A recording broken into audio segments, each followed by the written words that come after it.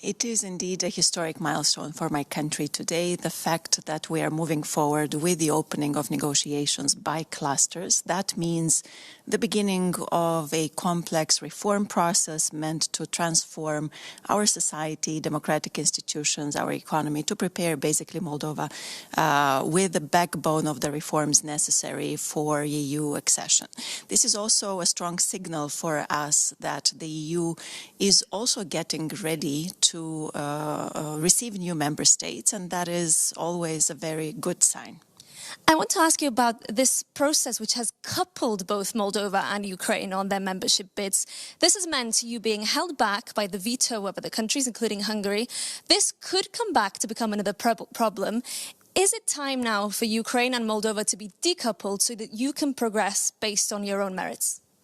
We're very grateful that this opportunity has been provided for us, unfortunately, by the tragic circumstances that Ukraine is still going through. Ukraine is still fighting for democracy and for the security of Moldova, of Europe as such. At the same time, the European Union enlargement policy is a merit-based process, which means that the reforms that every candidate country is conducting depends on their own merits.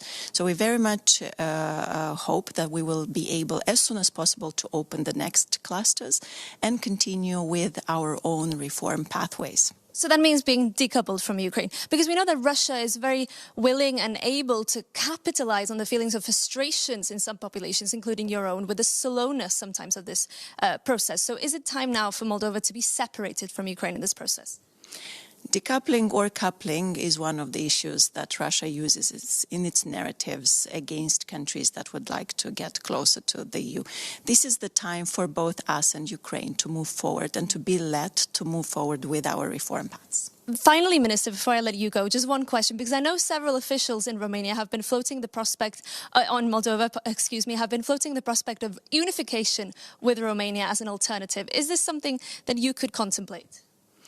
Our only plan is to get ready for EU membership by 2030. This is what we have societal support for, and we're working hard to make that objective a reality.